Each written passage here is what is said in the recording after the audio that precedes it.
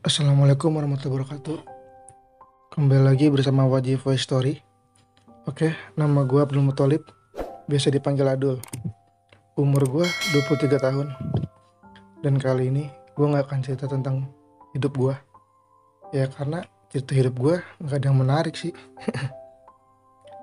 Cerita bahagia, ya kebahagiaan gue. Kalau bisa ngeliat orang tua gue bahagia, itu udah bisa bikin gue bahagia banget. Cerita sedih, ya sedih aja. Kalau sampai sekarang gue belum bisa bikin kedua orang tua gue bahagia. Cerita horor gue, ya elah, cuma ketemu nenek-nenek hitam doang. Cerita cinta, ya gue pernah ditinggalin karena dia dapet seseorang lebih dari gue, dan itu membuat gue susah buat buka hati sampai sekarang. Gak menarik kan?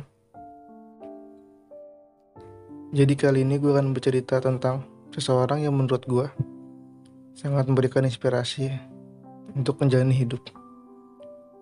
Orang itu adalah bibi gue sendiri. Dia adalah seorang guru di sekolah dasar di daerah Bekasi. Dia adalah seorang perempuan yang melawan penyakit kanker selama 17 tahun. Jadi, waktu dia masih SMK,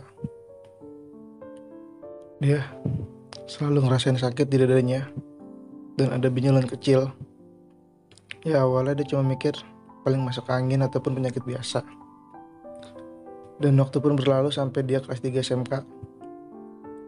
Dan dia baru sadar kalau benjolan yang awal itu kecil, kadang udah lumayan besar. Akhirnya dia pun beraniin diri buat periksa ke dokter. Ya, dan mimpi buruk itu pun terjadi. Dia divonis oleh dokter mengidap sebuah tumor di dadanya. Dia shock, sedih, ngedenger omongan dari dokter itu.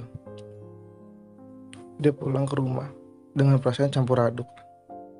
Yang gak bisa dijelasin perasaannya gimana.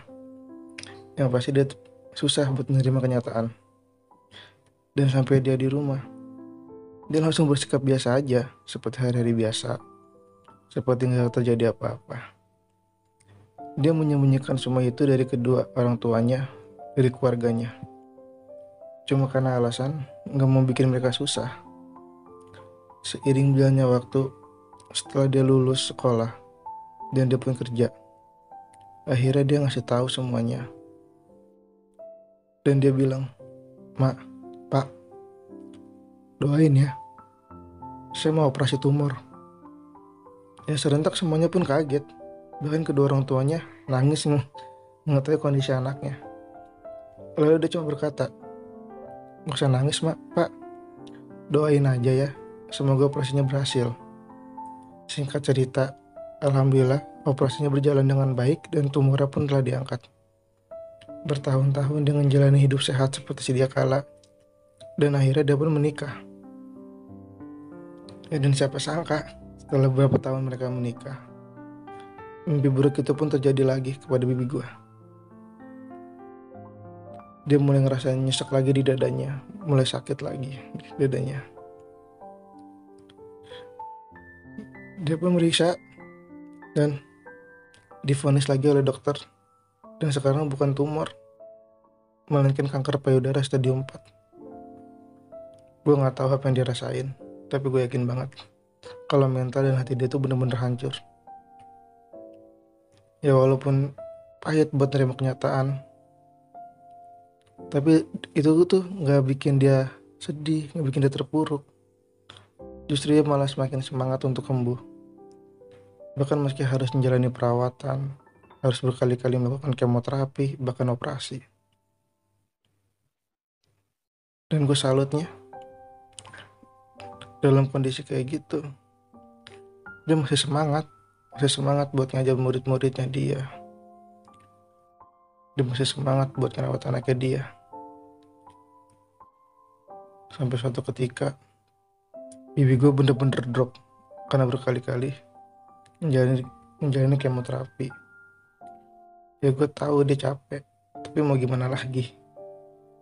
Keinginan dia untuk sembuh tuh bener-bener tinggi. hanya pengen ngelihat anaknya tuh gede. Dia tuh pengen ngerawat anaknya sampai gede. Dan setelah drop itu, bibi gue tinggal bersama keluarga gue beberapa bulan. Dia pernah bilang ke nyokap gue, "Teh, jika suatu saat nanti saya udah nggak ada, tolong jaga anak saya, Teh." Ya, mamaku cuma ngejawab, "Kamu pasti sembuh kok. Allah sayang sama kamu." Nyokap gue menjawab dengan air mata. Seiring berjalannya waktu, tepat di tanggal 22 Desember 2018, gue dapet telepon dari nyokap gue. Dia ngasih tahu kabar kalau bibi gue udah meninggal dunia. Gue kaget dengernya. Gue sedih, sampai bertanya, kenapa orang yang baik harus dipanggil duluan oleh Allah? Bibi gue tuh orangnya baik banget. Dia sayang sama keluarganya, sayang sama semuanya, bahkan sama ponak-ponakannya.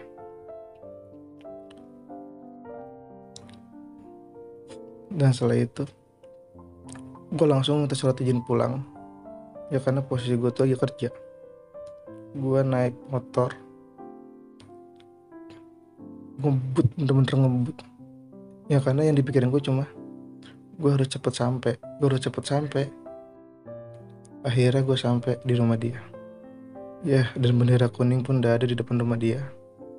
Gue yang awalnya bener-bener coba buat nahan air mata, akhirnya gue pun gak sanggup lagi buat nahannya setelah ngeliat jenazah bibi gue sendiri.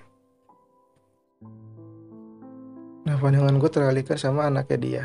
Ya, bibi gue ada anak satu, laki-laki. Anaknya dia tuh cuma diam aja, diam nggak ekspresi apa-apa ngeliat jenazah uminya. Dia manggil bibi gue tuh Umi. Ya gue panggil lah, "Dek, sini." Gue peluk dia. Dengan keadaan gue masih nangis, gue elus kepalanya. Gue nanya sedikit ke dia. Gue nanya, "Dek, Umi kenapa?" Dia pun menjawab dengan santainya, "Umi meninggal, A." Kata gue, kenapa cuma santai? Kenapa santai, jawabnya dia. Ya mungkin gue mikir, karena dia masih kecil, dia masih belum ngerti apa arti kata sebelum meninggal dunia. Ya wajar karena dia masih umur kurang lebih 4 tahun. Singkat cerita, akhirnya gue pun sampai di pemakaman. Setelah datang, anak bibi gue tuh dia cuma duduk di kuburan di batu nisan dekat liang lahat uminya. Dia ngeliatin uminya terus. Dan sampai di saat jenazah uminya dimasukin ke liang lahat,